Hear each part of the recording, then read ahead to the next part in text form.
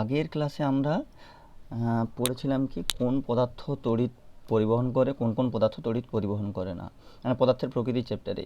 সেখানে কি সাধারণত আমরা কি জেনেছিলাম যে ধাতুরা তড়িৎ পরিবহন করে আর অধাতুরা তড়িৎ পরিবহন করে না, এটাই আমরা জেনেছিলাম। আচ্ছা, এখানে একটা প্র্যাকটিক্যাল করা হয়েছে। দেখো, একটা ব্যাটারি নেওয়া হয়েছে, এখানে দেখো একটা ব্যাটারি নেওয়া হয়েছে, আর তার নেওয়া হয়েছে, আর একটা বাল্ব নেওয়া হয়েছে, একটা সুইচ নেওয়া হয়েছে। দেখো, এবার এই জায়গাটা তারটাকে কেটে দেওয়া হয়েছে, এইখানে কেটে এবার পরীক্ষা করা হয়েছে। এখানে বিভিন্ন পদার্থ এই জায়গায় যোগ করব, এই জায়গাটায় বিভিন্ন পদার্থ যোগ করব। বিভিন্ন পদার্থ যোগ করব বলতে প্রথমে হচ্ছে কাগজের টুকরো, বইয়ের পরীক্ষা অনুযায়ী কাগজের টুকরো, তারপর পাথর বা ইটের টুকরো, তারপরে কাঠের টুকরো, রাবার, লোহার পেরেক, তামার তার, এই পদার্থগুলো যোগ করে আমরা দেখব যে বাল্বটা জ্বলছে কিনা। সুইচটা যোগ করে সুইচটা অন করব, অন করলে দেখব যে বাল্বটা জ্বলছে কিনা। এবার দেখো, এটার ক্ষেত্রে প্রথমে কাগজের টুকরো দিলে, এবার টুকরো দিয়ে এবার সুইচ দিয়ে দিয়েছি, দেখবে যে বাল্ব জ্বলছে না। বাল্ব জ্বলছে না, তার মানে বাল্ব জ্বলছে না মানে হচ্ছে তড়িৎ পরিবাহিত হচ্ছে না। তাহলে ওই কাগজের টুকরোটা কি তড়িতের কুপরিবাহী। তাহলে প্রথমেরটা হবে কুপরিবাহী, তারপরটাও একই একই জিনিস, তারপরটাও জ্বলবে না, সেটাও হচ্ছে কুপরিবাহী হবে। তারপরে কাঠের টুকরোও সেই ক্ষেত্রেও দেখবে যে কুপরিবাহী হচ্ছে, আর রাবারের ক্ষেত্রেও দেখবে কুপরিবাহী হচ্ছে। কিন্তু লোহার পেরেক যখনই যোগ করা হবে দেখবে যে বাল্বটা জ্বলছে, তাহলে লোহাটা হবে তড়িতের সুপরিবাহী, এটা হচ্ছে সুপরিবাহী হবে। তাহলে এখান থেকেও আমরা এরকম পরীক্ষা করে বুঝতে পারি যে কোন পদার্থ তড়িৎ পরিবহন করে আর কোন কোন পদার্থ তড়িৎ পরিবহন করে না। তাহলে এবার দেখো, যখন আমাদের বাড়িতে ইলেকট্রিক মিস্ত্রিরা চালু লাইনে কাজ করে, তখন তারা বাঁশ বা কাঠের সিঁড়ি ব্যবহার করে কেন? কাঠের সিঁড়ি বা জুতো পরে কাজ করে কেন? কারণ বাঁশ বা কাঠের সিঁড়ি বা জুতো এগুলো হচ্ছে তড়িতের কুপরিবাহী। তাহলে তড়িতের সুপরিবাহী এবং কুপরিবাহী এরকম দুটো পদার্থ পাওয়া যায়, মানে যারা তড়িৎ পরিবহন করে তাদেরকে বলা হবে তড়িতের সুপরিবাহী পদার্থ, আর যারা তড়িৎ পরিবহন করে না বা যেসব পদার্থের মধ্যে দিয়ে তড়িৎ পরিবাহিত হয় না তাদেরকে তড়িতের কুপরিবাহী বলা হয়। সেরকম তড়িতের কুপরিবাহী পদার্থ সংস্পর্শে যদি থাকে তড়িৎ পরিবহন হবে না, সেই জন্য তারা হচ্ছে দেখবে কাঠের সিঁড়ি বা জুতো পরে কাজ করে। এবার দেখো, বাড়িতে তো প্রত্যেকের বাড়িতে ইলেকট্রিক সুইচ আছে, ইলেকট্রিক সুইচে তুমি সুইচ টিপলেই বাল্ব জ্বলে। এবার তুমি ভেজা হাতে খেয়াল নেই, এবার তুমি সুইচটা টিপে দিয়েছো, দেখবে কারেন্টের শক লেগে যায়। এবার সেই শক লাগে কী কারণে? দেখো, এমনিতেই তো সুইচটা তো ভেজা আছে, মানে জল আছে। এবার জল, বিশুদ্ধ জল তড়িতের কুপরিবাহী সাধারণত ধরা হয়। জল জলীয় দ্রবণে সামান্যভাবে আয়নিত হয়, কিন্তু জলের মধ্যে যেসব আয়নগুলো আছে, আয়নগুলো মানে যেসব ধাতব যে লবণগুলো, সেই ধাতব লবণগুলো মানে যে অশুদ্ধিগুলো থাকবে, সেই ধাতব লবণের যে অশুদ্ধিগুলো থাকবে সেগুলো আয়নিত হয়ে যায়, ফলে তারাই তড়িৎ পরিবহন করে। সেই জন্য শক লেগে যায়, সেই জন্য ভেজা হাতে কোনো দিন সুইচে হাত দেওয়া হয় না।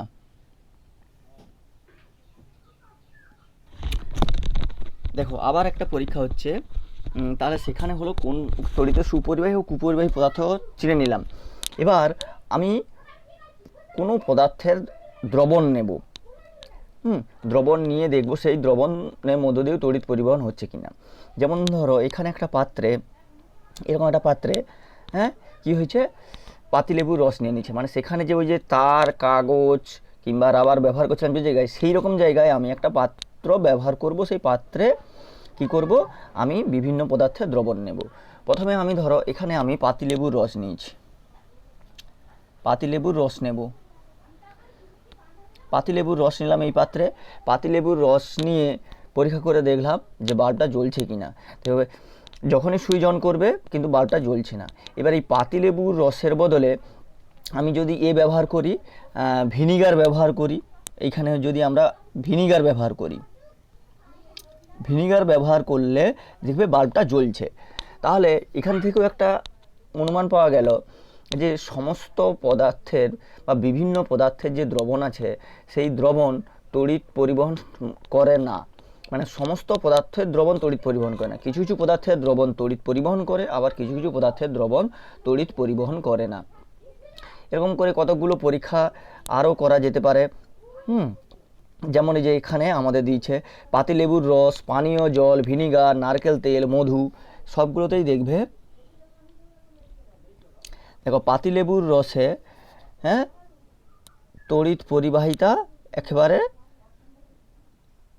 খুব কম হবে, মানে নেই বললেই চলে। পানীয় জলেও একবারে কম হবে, ভিনিগারে তো হবে, নারকেল তেলে হবে না, আর মধুতেও হবে না, এরকম।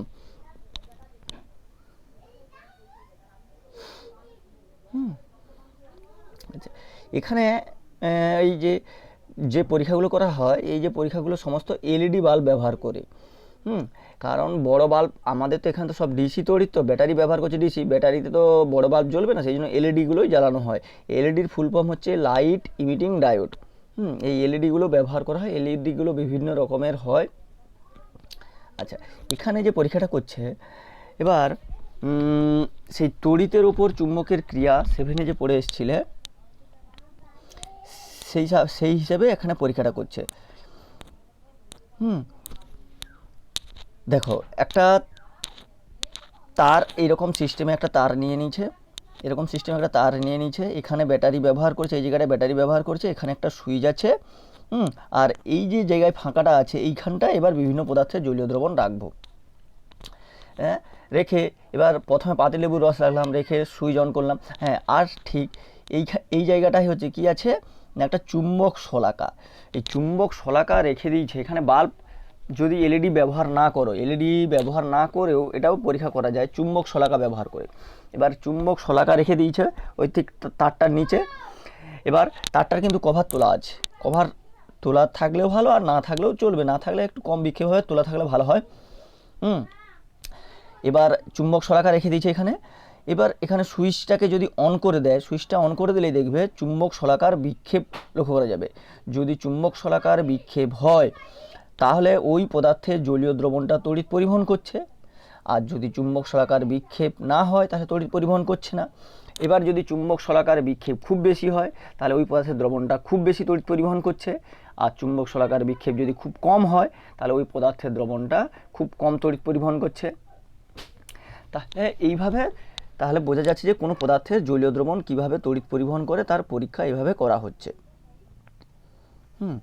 তাহলে এবার কোনো পদার্থের যে দ্রবণ তড়িৎ পরিবহন করে সেটা কিভাবে করে সেটা আমরা জানব।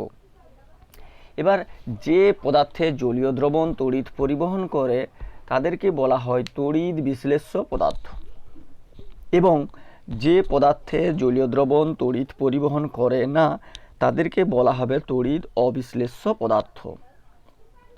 তড়িৎ বিশ্লেষ্য এবং তড়িৎ অবিশ্লেষ্য এই দুই প্রকার পদার্থ পাওয়া যাবে। যেমন তড়িৎ বিশ্লেষ্য পদার্থের মধ্যে হচ্ছে লবণ জল, আর মানে যে কোনো ধাতব লবণ,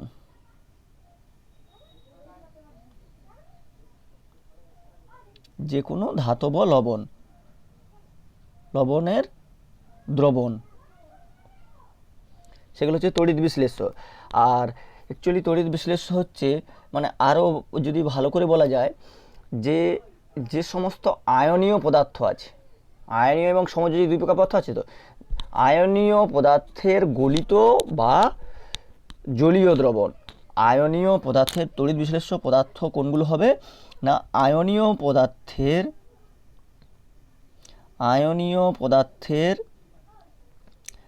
গলিত বা জলীয় দ্রবণ, আয়নীয় পদার্থের গলিত বা জলীয় দ্রবণ, এগুলো হচ্ছে তড়িৎ বিশ্লেষ্য পদার্থ। আর তড়িৎ অবিশ্লেষ্য পদার্থ সাধারণত সমযোজী পদার্থের গলিত বা জলীয় দ্রবণই সেগুলো হয় তড়িৎ অবিশ্লেষ্য পদার্থ। এই যে জলীয় দ্রবণ তড়িৎ পরিবহন করছে, তড়িৎ পরিবহন ভিত্তি করে ওই পদার্থগুলোকে বলা হয় মানে ভিত্তি করেই ভাগ করা হয়েছে। যারা তড়িৎ পরিবহন করে তাদেরকে বলা হবে তড়িৎ বিশ্লেষ্য পদার্থ, আর যারা তড়িৎ পরিবহন করে না তাদেরকে বলা হবে তড়িৎ অবিশ্লেষ্য পদার্থ। এবার তড়িৎ বিশ্লেষ্য পদার্থের সংজ্ঞা হিসেবে যদি বলতে চাও তাহলে সংজ্ঞাটা কী রকম হবে না, যেসব পদার্থ গলিত বা জলে দ্রবীভূত অবস্থায় তড়িৎ পরিবহন করে যেসব পদার্থ গলিত বা জলে দ্রবীভূত অবস্থায় তড়িৎ পরিবহন করে এবং তড়িৎ পরিবহনের ফলে পদার্থটির রাসায়নিক পরিবর্তন ঘটে সম্পূর্ণ ভিন্ন ধর্মবিশিষ্ট নূতন পদার্থ উৎপন্ন হয়, তাকে তড়িৎ বিশ্লেষ্য পদার্থ বলবে। এবার এই তড়িৎ বিশ্লেষ্য পদার্থ, তাহলে একটু আগে যে ওখানে যে চুম্বক শলাকা রেখেছিলাম, দেখবে কোনো ক্ষেত্রে বেশি বিক্ষেপ হচ্ছে, কোনো ক্ষেত্রে কম বিক্ষেপ হচ্ছে, কিন্তু বিক্ষেপ তো হচ্ছে। তাহলে বিক্ষেপ হওয়া মানে ওই পদার্থটা তড়িৎ বিশ্লেষ্য পদার্থ। তাহলে বেশি যখন বিক্ষেপ হবে সেই রকম সেই পদার্থের নাম কি হবে, আর যে পদার্থের ক্ষেত্রে কম বিক্ষেপ হবে তার নাম কি হবে। সেই অনুযায়ী তড়িৎ বিশ্লেষ্য পদার্থকে দুভাগে ভাগ করা হয়। একটা হচ্ছে তড়িৎ বিশ্লেষ্য পদার্থকে, আমি শুধু বিশ্লেষ্য লিখছি, বিশ্লেষ্য পদার্থকে দুভাগে ভাগ করা হয়। একটা হচ্ছে তীব্র আর একটা হচ্ছে মৃদু। এই তড়িৎ বিশ্লেষ্য পদার্থকে দুভাগে ভাগ করা হয়, তীব্র তড়িৎ বিশ্লেষ্য পদার্থ আর মৃদু তড়িৎ বিশ্লেষ্য পদার্থ। তীব্রর মধ্যে আমাদের পড়বে যেমন ধরো ক্যালসিয়াম ক্লোরাইডের দ্রবণ, সোডিয়াম ক্লোরাইডের দ্রবণ, যেমন হচ্ছে NaCl এর দ্রবণ, CaCl2 দ্রবণ, তারপরে MgCl2 দ্রবণ। আর মৃদুর মধ্যে পড়বে অ্যাসিটিক অ্যাসিড, তারপরে অ্যামোনিয়াম হাইড্রোক্সাইড, যেমন হচ্ছে NH4OH, অ্যাসিটিক অ্যাসিড হচ্ছে CH3COOH, এটা হচ্ছে acetic acid, formic acid HCOOH, হ্যাঁ, এটা হচ্ছে ফর্মিক অ্যাসিড। তাহলে তীব্র এবং মৃদু। তাহলে তীব্র তড়িৎ বিশ্লেষ্য পদার্থ কাকে বলবো না, যেসব তড়িৎ বিশ্লেষ্য পদার্থের গলিত অবস্থায় বা জলে দ্রবীভূত অবস্থায় আংশিক অণু আয়নিত হয় তাকে তীব্র তড়িৎ বিশ্লেষ্য পদার্থ বলবো। হ্যাঁ, আংশিক অণু বলা ভুল হলো, অধিকাংশই অণু, মানে যে সমস্ত তড়িৎ বিশ্লেষ্য পদার্থের গলিত বা জলে দ্রবীভূত অবস্থায় সম্পূর্ণ অণু বা অধিকাংশ অণু বিয়োজিত হয় তাকেই বলা হবে তীব্র তড়িৎ বিশ্লেষ্য পদার্থ। আর যেসব পদার্থের তড়িৎ বিশ্লেষ্য পদার্থের গলিত বা জলে দ্রবীভূত অবস্থায় সামান্য সংখ্যক অণু জলীয় দ্রবণে বিয়োজিত হয় তাদেরকেই বলা হবে মৃদু তড়িৎ বিশ্লেষ্য পদার্থ। হ্যাঁ, এবার তীব্র আর মৃদুর মধ্যে ধরো আমার যদি 10টা NaCl নেই, 10টা যদি NaCl নেই, তাহলে NaCl এর 10 অণুই সম্পূর্ণরূপে বিয়োজিত হবে, Na+ আর NaCl বিয়োজিত Na+Cl- আয়ন উৎপন্ন করে, এখানে 10টা অণুই বিয়োজিত হয়ে যাবে। কিন্তু যেমন ধরো ফর্মিক অ্যাসিড নিলে HCOOH, এই ফর্মিক অ্যাসিড যে নিয়েছি, এখানেও যদি আমি 10টা নেই তাহলে এর দেখা যাবে বিয়োজিত হবে H+,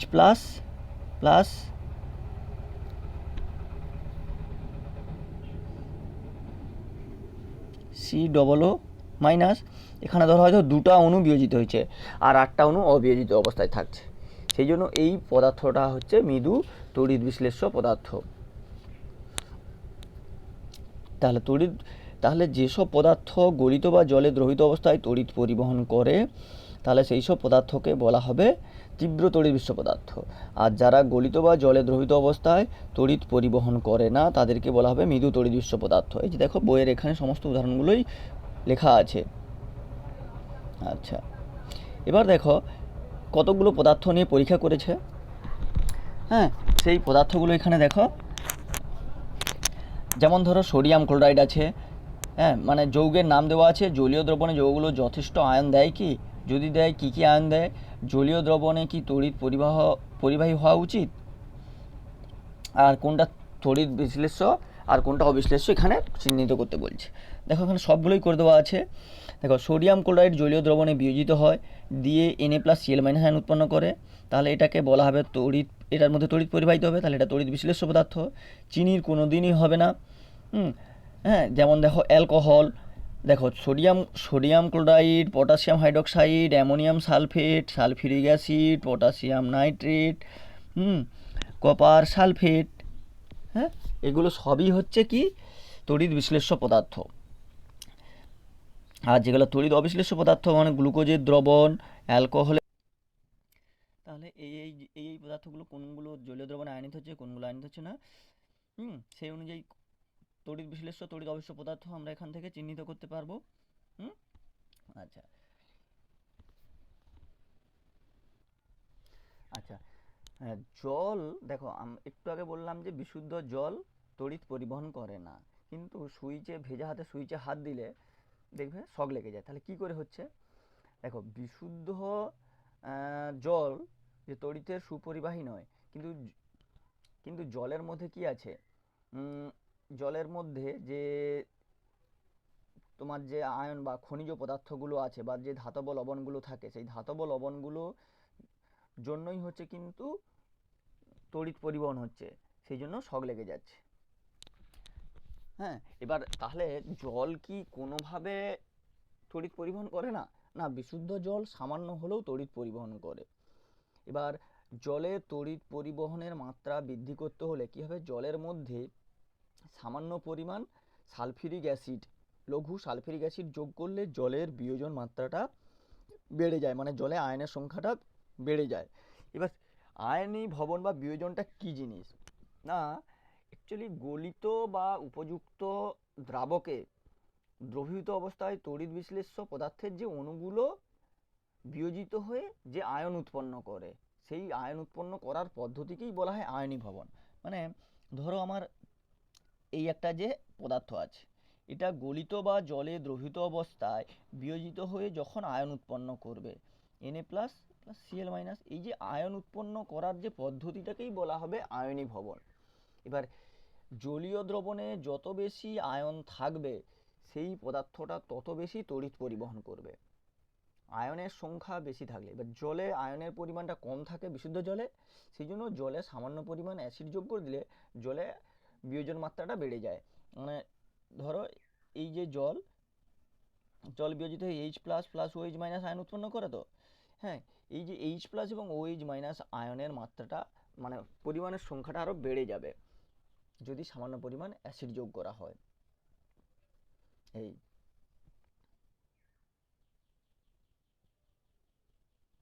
আচ্ছা, আর আগের যে পরীক্ষাটায় ওই যে চুম্বক শলাকা ব্যবহার করেছিলাম, প্রথমে তো সেই এলইডি ব্যবহার করেছিলাম, তারপরে চুম্বক শলাকা ব্যবহার করছি। তাহলে চুম্বক শলাকা ব্যবহার করব কেন? দেখো, যেসব পদার্থ জলীয় দ্রবণে কম মাত্রায় তড়িৎ পরিবহন করে, মানে মৃদু তড়িৎবিশ্ব পদার্থের ক্ষেত্রে কি হয়, এই এলইডি বাল্ব সাধারণত জ্বলতে চায় না, কারণ কম তড়িৎ পরিবাহিত হয়। আর কম তড়িৎ পরিবহনের ক্ষেত্রে এলইডি সাধারণত জ্বলে না। সেই জন্য আমাদের চুম্বক শলাকা ব্যবহার করতে হয়, কারণ চুম্বক শলাকা ব্যবহার করলে ক্ষীণ মাত্রায় কোনো পরিবাহীর মধ্য দিয়ে যদি তড়িৎ পরিবাহিত হয়, সেই শলাকার বিক্ষেপ ঘটে যায়। সেই কারণে চুম্বক শলাকাটা ব্যবহার করা হয়েছিল। এবার কোশ্চেন হয়তো দিতে পারে যে মোম, মাখন এরা তড়িৎ বিশ্লেষ্য পদার্থ নয় কেন? কারণ তড়িৎ বিশ্লেষ্য পদার্থ হতে গেলেই গলিত বা জলীয় দ্রবণ কি করবে? আয়নে বিয়োজিত হবে। সেই মোমের কিংবা মাখনকে গলিত বা জলীয় দ্রবণ তৈরি করে তার মধ্যে যদি তড়িৎ পরিবহন করা হয়, সে যদি আয়নিত না হয়, তাহলে তাদেরকে তড়িৎ বিশ্লেষ্য পদার্থ বলা যাবে না। কিন্তু মোমের ক্ষেত্রে কোনোদিনই এই আয়ন তৈরি করতে পারে না। এরকম আরও কোশ্চেন দিতে পারে, যেমন চিনি তড়িৎ অবিশ্লেষ্য পদার্থ, কিন্তু লবণ জল বা লবণ তড়িৎ বিশ্লেষ্য পদার্থ কেন? কারণ সাধারণ লবণ গলিত বা জলে দ্রবীভূত অবস্থায় আয়নিত হয়ে আয়ন উৎপন্ন করে, কিন্তু চিনি জলীয় দ্রবণে বিয়োজিত হয়ে আয়ন উৎপন্ন করে না, সেই জন্য চিনি তড়িৎ অবিশ্লেষ্য পদার্থ। এইভাবে আছে। এবার তড়িৎ বিশ্লেষ্য অবিশ্লেষ্য পদার্থ হলো, এবার আমরা কিভাবে তড়িৎ বিশ্লেষণ করব সেটাই হচ্ছে বিষয় এখন। আচ্ছা, তড়িৎ বিশ্লেষণ করতে গেলে প্রথমে আমাদেরকে একটা এরকম পাত্র নিলাম। আচ্ছা, এবার এখানে হয়তো আমি একটা ব্যাটারি নিয়েছি,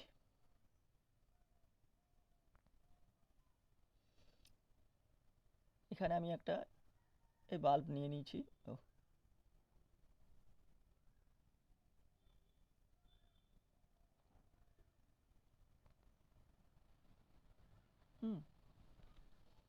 এবার এখানে একটা সুইচ নিয়ে নিয়েছি,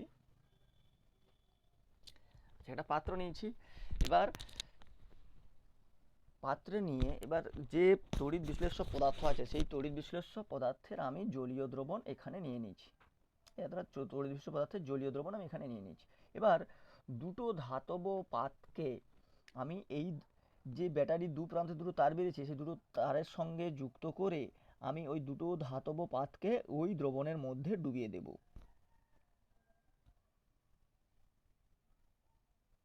ডুবিয়ে দিলাম, ব্যাস ডুবিয়ে দিয়ে এবার সুইচকে যদি অন করা হয়, এবার সেটা যদি তড়িৎ বিশ্লেষ্য পদার্থ হয় বাল্ব জ্বলবে, তড়িৎ অবশ্য পদার্থ হলে বাল্ব জ্বলবে না। এই সিস্টেমেই তড়িৎ বিশ্লেষণ করা হয়। এবার এই সিস্টেমে এবার পরিচিতি হবে। আচ্ছা, তাহলে এটা তো হচ্ছে ব্যাটারি, দেখো বড় প্রান্তটা হচ্ছে পজিটিভ হয় আর ছোট প্রান্তটা নেগেটিভ হয়। আচ্ছা, এবার যে দুটো যে পাত যোগ করা হয়েছে এই দুটো পাতকে বলা হবে কি না তড়িৎদ্বার। দুটো পাতকে বলা হবে তড়িৎদ্বার। এই তড়িৎদ্বার দু প্রকারের হয়, মানে তড়িৎদ্বারকে দুটো ভাগে ভাগ করা হয়, একটা হচ্ছে ক্যাথোড তড়িৎদ্বার আর একটা হচ্ছে অ্যানোড তড়িৎদ্বার। একটাকে বলা হয় ক্যাথোড তড়িৎদ্বার আর একটাকে অ্যানোড তড়িৎদ্বার। এই অ্যানোড তড়িৎদ্বারকে আমি এ দ্বারা প্রকাশ করছি আর ক্যাথোডকে সি দ্বারা। অ্যানোড তড়িৎদ্বার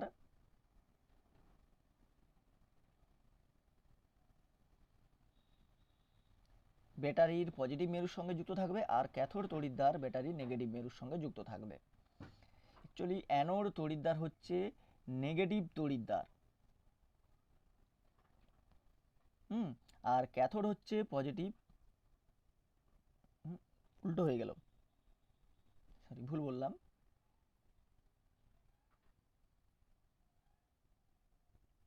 অ্যানোড হচ্ছে পজিটিভ তড়িৎদ্বার আর ক্যাথোড হচ্ছে নেগেটিভ তড়িৎদ্বার। অ্যানোড হচ্ছে পজিটিভ তড়িৎদ্বার আর ক্যাথোড হচ্ছে নেগেটিভ তড়িৎদ্বার।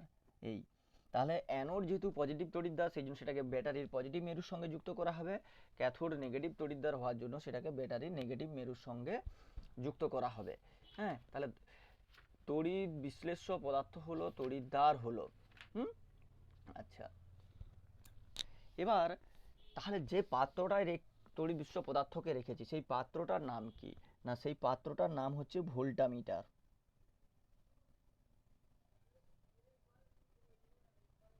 পাত্রটার নাম হচ্ছে ভোল্টামিটার। হ্যাঁ, এই হলো পরিচিতি। তাহলে যে পাত্র রেখে তড়িৎ বিশ্লেষণ করব সেই পাত্রকে বলা হবে ভোল্টামিটার। তার মধ্যে যে তড়িৎ বিশ্লেষ্য পদার্থ রাখা হবে এবং দুটো পাত ব্যবহার করা হবে সেই দুটো পাতকে তড়িৎদ্বার বলা হবে, একটা ক্যাথোড তড়িৎদ্বার আর একটা হচ্ছে অ্যানোড তড়িৎদ্বার। ক্যাথোড হচ্ছে নেগেটিভ তড়িৎদ্বার, অ্যানোড হচ্ছে পজিটিভ তড়িৎদ্বার। এই অ্যানোড তড়িৎদ্বারের সঙ্গে ব্যাটারির পজিটিভ মেরু আর ক্যাথোড তড়িৎদ্বারের সঙ্গে ব্যাটারির নেগেটিভ মেরু যুক্ত করতে হবে। যুক্ত করে এবার সুইচ অন করলেই এবার তড়িৎ বিশ্লেষ্য পদার্থ যদি হয় সেই জলীয় দ্রবণে বিয়োজিত আয়ন উৎপন্ন করবে, সেই আয়নের উৎপন্নের মাধ্যমে তড়িৎ পরিবহন হবে এবং বাল্বটা জ্বলবে। আচ্ছা, এইভাবে তড়িৎ বিশ্লেষণ করা হয়।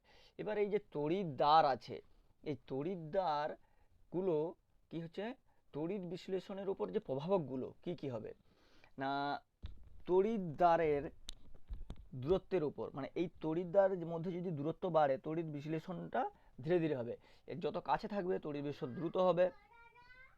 তারপরে যে তড়িৎ বিশ্লেষ্য পদার্থ আছে সেই তড়িৎ বিশ্লেষ্য পদার্থের গাঢ়ত্বের উপর নির্ভর করবে। হ্যাঁ, এরকম আছে। এবার আমরা কয়েকটা পদার্থের তড়িৎ বিশ্লেষণ করে দেখব। যেমন ধরো জলের আমরা তড়িৎ বিশ্লেষণ করব। তাহলে জলের তড়িৎ বিশ্লেষণ করলে ওই সিস্টেমে এরকম পাত্রে রেখে দিয়ে করব। তাহলে করলে এবার তাহলে আমি শুধু বিয়োজন বিক্রিয়াটাই করছি। তাহলে জল বিয়োজিত হয়ে কি উৎপন্ন করবে, H plus plus OH minus, এটা তৈরি করলো। আমার তো দুটো তড়িৎদ্বার আছে, এবার কোন তড়িৎদ্বারের দিকে কোন আয়ন ছুটবে, একটা হচ্ছে ক্যাথোড তড়িৎদ্বার একটা হচ্ছে অ্যানোড তড়িৎদ্বার। অ্যানোড হচ্ছে কি তড়িৎদ্বার, অ্যানোড হচ্ছে পজিটিভ তড়িৎদ্বার, ক্যাথোড হচ্ছে নেগেটিভ তড়িৎদ্বার। তাহলে দেখো পজিটিভের প্রতি নেগেটিভের আকর্ষণ থাকে, সেই অনুযায়ী তাহলে ক্যাথোড তড়িৎদ্বারের দিকে কে ছুটবে না, ক্যাথোড তড়িৎদ্বারের দিকে ক্যাটায়নগুলো যাবে। তাহলে জলীয় দ্রবণে এই দুই প্রকার আয়ন ছিল, তাহলে ক্যাটায়নগুলো ক্যাথোডে গেল। আচ্ছা, এবার অ্যানায়নগুলো কোথায় যাবে, অ্যানোডে যাবে। ব্যাস, তাহলে ক্যাটায়নগুলো ক্যাথোডে গেল, ক্যাথোডে গিয়ে সে কী করবে, একটা ইলেকট্রন গ্রহণ করবে, ইলেকট্রন গ্রহণ করে পরমাণুতে পরিণত হবে, হাইড্রোজেন পরমাণুতে। এরকম দুটো হাইড্রোজেন পরমাণু পরস্পর যুক্ত হয়ে হাইড্রোজেন গ্যাস তৈরি করবে। তাহলে ক্যাথোডের যে তড়িৎদ্বার আছে গায়ে বুদবুদ আকারে হাইড্রোজেন গ্যাস উপর থেকে বেরিয়ে আসবে। আর অ্যানোডে কি হবে, ওইচ মাইনাস গিয়ে একটা ইলেকট্রন বর্জন করলো, বর্জন করে তৈরি করবে কি ওইচ মূলক, এরকম 4টা ওইচ মূলক যুক্ত হয়ে তৈরি করবে 2 অণু জল আর 1 অণু অক্সিজেন তৈরি করবে। সেই অক্সিজেনটা অ্যানোড পাতের গা দিয়ে বেরিয়ে আসবে বুদবুদ আকারে। এইভাবে হবে, মানে মনে রাখবে যে ক্যাথোডে সবসময় ক্যাটায়নগুলো যাবে আর অ্যানোডের দিকে অ্যানায়নগুলো ধাবিত হবে। এবার ব্যাটারির পজিটিভ মেরু, এবার ব্যাটারির পজিটিভ মেরুর সঙ্গে কে যুক্ত ছিল? অ্যানোড যুক্ত ছিল। এবার পজিটিভ মেরুর দেখাচ্ছি, দাঁড়াও, এই তো ব্যাটারি,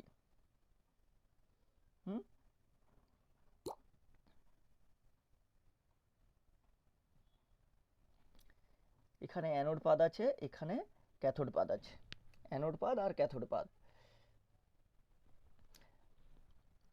এবার ব্যাটারি যদি হয় তাহলে ব্যাটারি পজিটিভ প্রান্ত থেকে নেগেটিভ প্রান্ত দিকে তড়িৎ পরিবাহিত হয় এদিকে। এবার আমরা কি জানি, তড়িৎ যেদিকে প্রবাহিত হয় ইলেকট্রন তার বিপরীত দিকে প্রবাহিত হয়। যেমন তড়িৎ যদি এই দিকে প্রবাহিত হয় ইলেকট্রন প্রবাহিত হবে এরকম।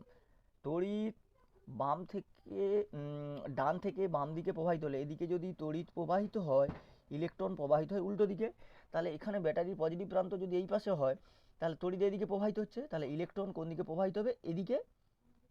তাহলে ক্যাথোড তড়িৎদ্বারের পাশে ইলেকট্রন জমা আছে, মানে ব্যাটারির অনুযায়ী ইলেকট্রন প্রচুর জমা আছে আর অ্যানোডে ইলেকট্রন ঘাটতি আছে।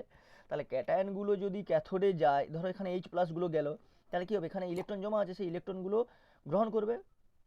আর অ্যানোড পাতে ইলেকট্রন শর্ট আছে, তাহলে অ্যানায়নগুলো গিয়ে কি করবে? ওখানে ইলেকট্রন বর্জন করবে। তাহলে অ্যাকচুয়ালি এই যে ব্যাটারির যে ইলেকট্রন, সেই ইলেকট্রন এখানে এইচ প্লাস পরমাণুগুলো গ্রহণ করলো, আর ওইচ মাইনাসের যে ইলেকট্রন যে বেশি ছিল সেগুলো ত্যাগ করার ফলে সেই ইলেকট্রনগুলো এইভাবে গিয়ে এখানে এসে আবার ব্যাটারিতে সঞ্চিত হলো। এইরকম রোটেশন চলছে, রোটেশনের ফলে তড়িৎ পরিবাহিত হচ্ছে। এই এরপর ধরো তোমার সোডিয়াম ক্লোরাইডের তড়িৎ বিশ্লেষণ করবে যে কোনো পদার্থে, তাকে আগে আয়নিত করতে হবে। তাহলে সোডিয়াম ক্লোরাইড নিয়ে নিলে, তাহলে সোডিয়াম ক্লোরাইড বিয়োজিত হবে Na plus plus Cl minus. এবার ক্যাথোডে কে যাবে না, Na প্লাসগুলো গিয়ে সেখানে ইলেকট্রন গ্রহণ করে, ইলেকট্রন গ্রহণ করে Na পরমাণুতে পরিণত হবে। তাহলে ক্যাথোড পাতের গায়ে সোডিয়াম যে পরমাণুগুলো জমতে জমতে জমতে ক্যাথোড পাতটা আস্তে আস্তে করে মোটা হবে, আর অ্যানোড পাতে কি হবে? Cl মাইনাস গিয়ে ইলেকট্রন বর্জন করে Cl পরমাণুতে পরিণত হবে এবং দুটো Cl পরমাণু পরস্পর সঙ্গে যুক্ত হয়ে ক্লোরিন অণু তৈরি করবে। এটাই সোডিয়াম ক্লোরাইডের জলীয় দ্রবণের তড়িৎ বিশ্লেষণ এইভাবেই করবে। যে বিভিন্ন পদার্থের জলীয় দ্রবণের তড়িৎ বিশ্লেষণ এইভাবেই করা হবে। আচ্ছা, দেখো এই যে বইতে করে দেওয়া আছে।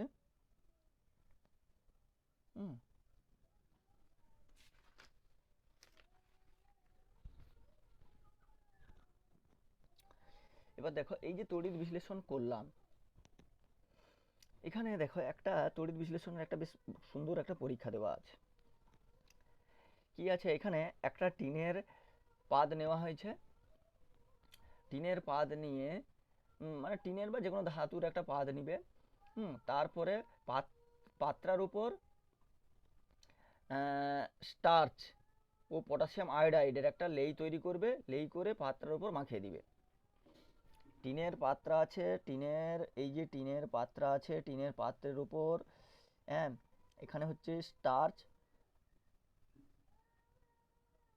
আর হচ্ছে পটাশিয়াম আয়োডাইডের একটা লেই তৈরি করবে, সেই লেইটা করে এর উপর ভালো করে মাখিয়ে দিলে, লেই করে মাখিয়ে দেওয়া হলো। এবার ব্যাটারির নেগেটিভ প্রান্ত তার দিয়ে যোগ করো। এবার একটা আছে ব্যাটারির নেগেটিভ প্রান্ত আছে, নেগেটিভ প্রান্তকে কি করবে? এখানে যে বলা আছে নেগেটিভ প্রান্ত তার দিয়ে যোগ করো এবং ব্যাটারির অন্য প্রান্ত একটা শক্ত তার দিয়ে যোগ করে খোলা পাত্রে একটা প্রান্তে লেইতে স্পর্শ করাও। দেখো ব্যাটারি আছে, এবার ব্যাটারির পজিটিভ আর নেগেটিভ প্রান্ত, ব্যাটারির নেগেটিভ প্রান্ত হচ্ছে লেয়ের সঙ্গে, এই যে লেই, আর পজিটিভ প্রান্ত হচ্ছে এই পাতে যোগ করো। পজিটিভ প্রান্ত পাতে যোগ করলো, যোগ করার পর এবার কি করবে? প্রান্তে যোগ করলো। এবার এই যে লেইটার উপর, লেইটা তো একটা শুকনো হয়ে যাবে, লেইটার উপর এবার তুমি নাম লেখো। নাম লিখলে কি দেখতে পাবে এবার, এটাই হচ্ছে আমাদের এখানে কোশ্চেন।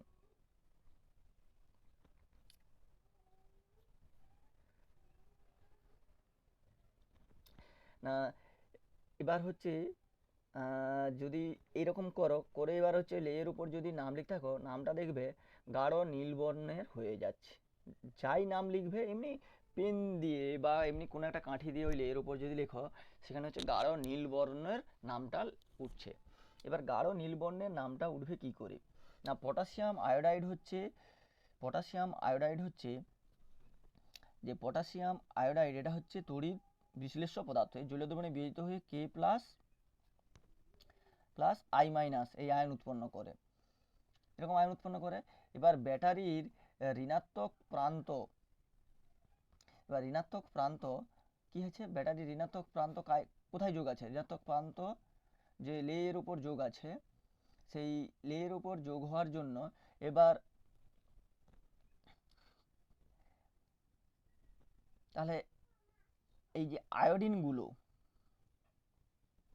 যখনই আমি এই জায়গায় নামটা লিখছি, তাহলে ওই জায়গায় তো লেইটা সরে যাচ্ছে, হ্যাঁ? তাহলে সে সরে যাওয়ার ফলে এটার তো হচ্ছে ফাঁকা, এই যে ফাঁকা টিনের পাত হচ্ছে, তাহলে ওই ফাঁকা টিনের পাত হওয়ার জন্য ওটা তখন কী হিসেবে কাজ করছে? ক্যাথোড হিসেবে কাজ করছে, সরি অ্যানোড হিসেবে কাজ করছে, মানে পজিটিভ। কারণ এমনি টিনে তো হচ্ছে ব্যাটারি পজিটিভ প্রান্ত যুক্ত করছে, তাহলে এখানে ফাঁকা টিনটা পড়ে আছে, এইরকম একটা নাম লিখলেই তো লেইটা সরে যাবে, তাহলে তখন একটা ফাঁকা হয়ে যাবে, তাহলে ওখানে অ্যানোড রূপে মানে ব্যাটারি পজিটিভ প্রান্ত যুক্ত করা আছে, তাহলে অ্যানোড হিসেবে কাজ করবে। তাহলে অ্যানায়নগুলো ওই জায়গায় গিয়ে ছুটবে, মানে আই মাইনাসগুলো এই জায়গায়, আই মাইনাসগুলো এই ফাঁকা জায়গায় চলে আসবে, মানে যে জায়গায় নাম লিখবো সেই জায়গায় আই মাইনাসগুলো চলে আসবে। এবার আই মাইনাসগুলো ইলেকট্রন বর্জন করে আই পর্যন্ত পৌঁছতে হবে। এবার আই পর্যন্ত পৌঁছতে হলে আয়োডিনের বর্ণ হচ্ছে কি বেগুনি, মানে হালকা নীল বর্ণের, মানে নীলচে বেগুনি যেটা হয়, সেই নীল বর্ণের হওয়ার জন্য কি হবে, হ্যাঁ মানে বেগুনি হওয়া, বেগুনি হয়েছে। এবার এই যে বেগুনি, এ আবার স্টার্চ, যেহেতু ওখানে স্টার্চ আছে, তাহলে এই স্টার্চ আর হচ্ছে আয়োডিন, মানে বেগুনি বর্ণ আয়োডিনের বর্ণ বেগুনি, সে স্টার্চের সঙ্গে যুক্ত হয়ে গাঢ় নীল বর্ণের যৌগ তৈরি করে। এই গাঢ় নীল বর্ণের যৌগ তৈরি ওই জায়গায় হয়ে যাবে, ওই জায়গায় হয়ে গেলে কি হবে, ওকে নীল দেখাবে, লেখাটাকে নীল দেখাবে। এইভাবেই হচ্ছে। এবার এই যে তড়িৎ বিশ্লেষণ হলো, তড়িৎ বিশ্লেষণের ব্যবহারিক প্রয়োগ আছে। সাধারণত তড়িৎ বিশ্লেষণ করা যে শিখলাম, তড়িৎ বিশ্লেষণ থেকে ধাতু নিষ্কাশন করা যায়, ধাতুকে পরিশোধনও করা যায়, আর ধাতুর উপর তড়িৎ লেপনও করা যায়।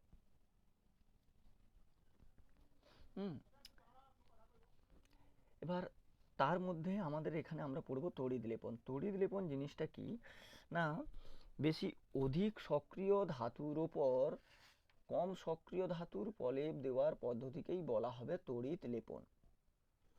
যে পদ্ধতিতে অপেক্ষাকৃত বেশি সক্রিয় ধাতুর ওপর কম সক্রিয় ধাতুর প্রলেপ দেওয়া হয়, সেই পদ্ধতিকেই বলা হবে তড়িৎ লেপন। এটা দেওয়ার উদ্দেশ্যটা কি না, এটা দেওয়ার উদ্দেশ্য হচ্ছে, ধরো আমি লোহা, দেখো লোহার সক্রিয়তা বেশি, তড়িৎ রাসায়নিক শ্রেণীতে পড়েছি লোহার সক্রিয়তা বেশি, তাহলে লোহার সক্রিয়তা বেশি হওয়ার জন্য লোহা যদি বায়ুতে থাকে তাহলে অটোমেটিক মরচে ধরে যাবে। সেই মরচের ধরার হাত থেকে লোহাকে বাঁচাতে গেলে লোহার উপর আলকাতারা কিংবা বিভিন্ন তেল বা রং করতে হয়। সেই আমরা ওগুলো না করে এখানে তড়িৎ লেপন, বৈজ্ঞানিক পদ্ধতিতে তড়িৎ লেপন করে দিলে তাহলে কি হবে, লোহাটা আর মরচে ধরবে না। সেই যে লোহার উপর আরেকটা পদার্থের যে আস্তরণ দেব, সেই পদার্থটা হবে লোহার থেকে কম সক্রিয়। যেমন হচ্ছে আমরা চামচ, লোহার চামচের উপর দেখবে চামচগুলো চকচক করছে, সে কি হয় না, লোহার উপর ওটা নিকেলের প্রলেপ দেওয়া হয়েছে, মানে তড়িৎ লেপন পদ্ধতিতে। তাহলে মানে এই জন্যই তড়িৎ লেপন করা হয়। এবার তড়িৎ লেপন করতে গেলে আমাদেরকে কিছুটা পদ্ধতি জানতে হবে। কীরকম না, আমরা তো তড়িৎ বিশ্লেষণ যেভাবে শিখেছি সেই একইভাবেই করব, শুধু এখানে কয়েকটা জিনিস মনে রাখতে হবে। যেমন আমরা তো সব সিস্টেমে এবার যে দুটো যে তড়িৎদ্বার ব্যবহার করবো, সেই দুটো তড়িৎদ্বার এই তড়িৎ লেপনের মূল উদ্দেশ্য। একটা হচ্ছে তড়িৎ লেপনে একটা হচ্ছে ক্যাথোড তড়িৎদ্বার আছে, আর একটা হচ্ছে অ্যানোড তড়িৎদ্বার। এবার ক্যাথোড তড়িৎদ্বার হচ্ছে কি নেব না, যে বস্তুর উপর প্রলেপ দিব, যে বস্তুর উপর প্রলেপ দেওয়া হয়,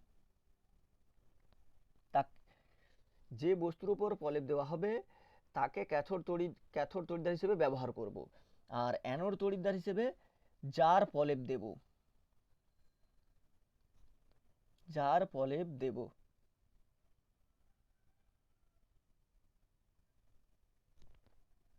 তাকে অ্যানোডে ব্যবহার করব। আর তড়িৎ বিশ্লেষ্য রূপে কাকে নেব না,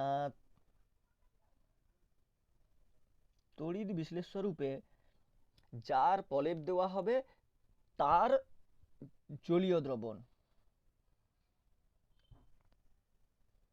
যার প্রলেপ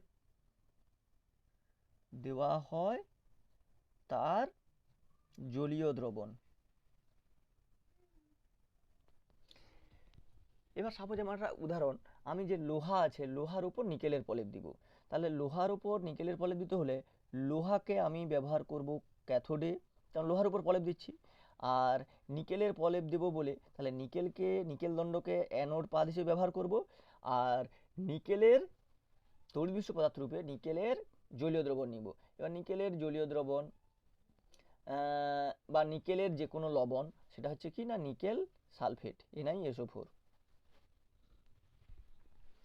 বা বোরিক অ্যাসিড নিতে পারি। হ্যাঁ, এইভাবে তড়িৎ লেপনটা করা হয়। এবার তড়িৎ লেপন কতগুলো এবার ছক দেব।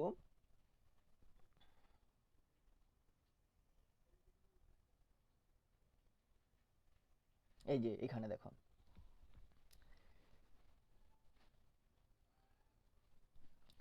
তাহলে কোন ধাতুর তৈরি জিনিসের উপর কোন ধাতুর প্রলেপ দেবো, দেখো এইগুলোর, এই যে এখানে এগুলো যে আছে এগুলোর ওপর আমরা প্রলেপ দেব। তাহলে এগুলোকে সবগুলোকেই কি ব্যবহার করব না ক্যাথোড রূপে ব্যবহার করব। আর এই ধাতুগুলোর প্রলেপ দেব, এগুলো সবগুলোকেই অ্যানোড রূপে ব্যবহার করব। আর তড়িৎ বিশ্লেষ্য রূপে এই ধাতুগুলোর তড়িৎ বিশ্লেষ্য পদার্থ নেব। হ্যাঁ, তাহলে এবার জিঙ্কের প্রলেপ দিতে গেলে তাহলে জিঙ্কের তড়িৎ বিশ্লেষ্য পদার্থ হচ্ছে কি না জিঙ্ক ক্লোরাইড। জিঙ্কের তড়িৎ বিশ্লেষ্য পদার্থের নাম আমি এখানে লিখছি জিঙ্ক ক্লোরাইড ZnCl2। ক্রোমিয়ামের হচ্ছে ক্রোমিক সালফেট হচ্ছে Cr2SO4 এর হোল 3। তারপরে ক্রোমিয়ামের একই। এবার সোনার প্রলেপ দিতে গেলে পটাশিয়াম অরোসায়ানাইড, সে হচ্ছে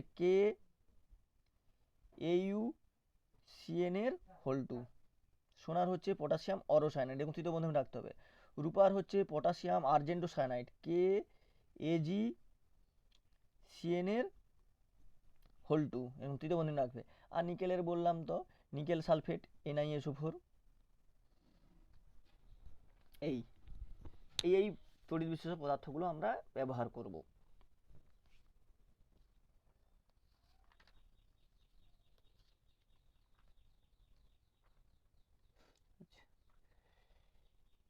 এবার কতগুলা প্রশ্ন বলতে যেমন এখান থেকে দিতে পারে তড়িৎ লেপনের উদ্দেশ্য কি, বা তড়িৎ লেপন করা হয় কেন, তড়িৎ লেপনের নীতিটি লেখো, বা লোহার উপর নিকেলে পদার্থ হলে ক্যাথোড অ্যানোড হিসেবে কি ব্যবহার করবে, তড়িৎ পদার্থ রূপে কি ব্যবহার করবে, এরকম কোশ্চেনগুলো দেবে। এরপর একটা কোশ্চেন আছে যেমন গ্যালভানাইজড লোহা বা জিঙ্ক পলিপ্ত লোহা কাকে বলবো না, গ্যালভানাইজড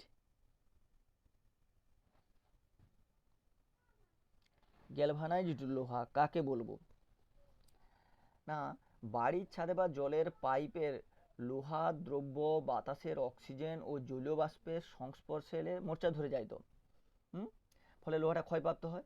এই কারণে লোহার উপর অপেক্ষাকৃত কম সক্রিয় ধাতব পদার্থ যেমন জিঙ্ক, সেই জিঙ্কের প্রলেপ দেওয়াকেই বলা হচ্ছে গ্যালভানাইজেশন। আর সেই প্রলেপ দেওয়ার পর যে লোহাটা পাওয়া যাবে সেই লোহাটাকেই বলা হচ্ছে গ্যালভানাইজড লোহা। অ্যাকচুয়ালি লোহার উপর জিঙ্কের প্রলেপ দেওয়ার পদ্ধতিকেই বলা হচ্ছে গ্যালভানাইজেশন পদ্ধতি। আর সেই গ্যালভানাইজ পদ্ধতিতে যে লোহাটা পাওয়া যাচ্ছে সেই লোহাটাকেই বলা হচ্ছে গ্যালভানাইজড লোহা।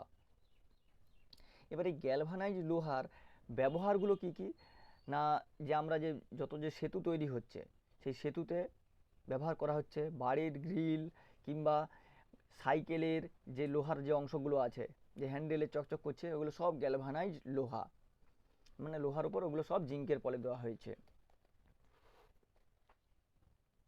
আচ্ছা, এরপর হচ্ছে ইলেকট্রো টাইপিং কি? ইলেকট্রো টাইপিং হচ্ছে যে পদ্ধতিতে তড়িৎ লেপনের সাহায্যে কোনো ছবি বা অক্ষরের ছাঁচ প্রস্তুত করা হয়। একটু আগে সেই পটাশিয়াম আয়োডাইড আর স্টার্চ দিয়ে যেটা করে এসেছিলে, ওই যে পদ্ধতিটাকে বলা হচ্ছে ইলেকট্রো টাইপিং। মানে যে পদ্ধতিতে তড়িৎ লেপনের সাহায্যে কোনো ছবি বা অক্ষরের ছাঁচ প্রস্তুত করা হয় তাকেই বলা হচ্ছে ইলেকট্রো টাইপিং। যেমন দেখবে আমরা কাঁচের জার বা কিছু কিনতে গেলে তাতে একটা বেশ খোদাই করে নকশা আকারে করা আছে না, যে নাম টাম লেখা থাকে, এগুলো সব ইলেকট্রো টাইপিং পদ্ধতিতেই করা হয়। বিভিন্ন কাঁচে যে ছবি করা হয় এগুলো সব ইলেকট্রো টাইপিং পদ্ধতিতেই করা হবে। আচ্ছা, এরকম করে যে আরও মানে আরও বিভিন্ন কোশ্চেনও দিতে পারে, শর্ট কোশ্চেনগুলো একটু ভালো করে পড়বে। যেমন হয়তো দিতে পারে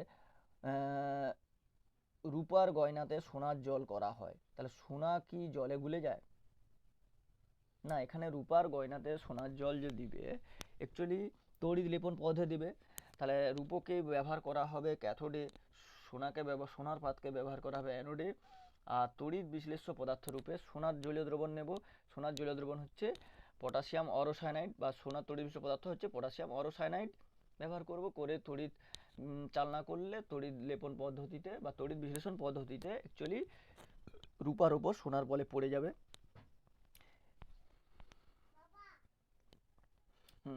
এবার দেখবে যে সাইকেলের চাকা যাচ্ছে তার যে রিম আছে সেই রিমগুলো চকচক করে না, কিছুদিন ব্যবহার করার পর সেগুলো হচ্ছে আস্তে আস্তে করে তার উজ্জ্বলতা কমে যায়। কেন না, রিমের উপর কি দেওয়া থাকে না, সাইকেলে যে চাকার যে রিম আছে সেই রিমের উপর কি হয়, কার আস্তরণ থাকে না, ক্রোমিয়ামের আস্তরণ থাকে।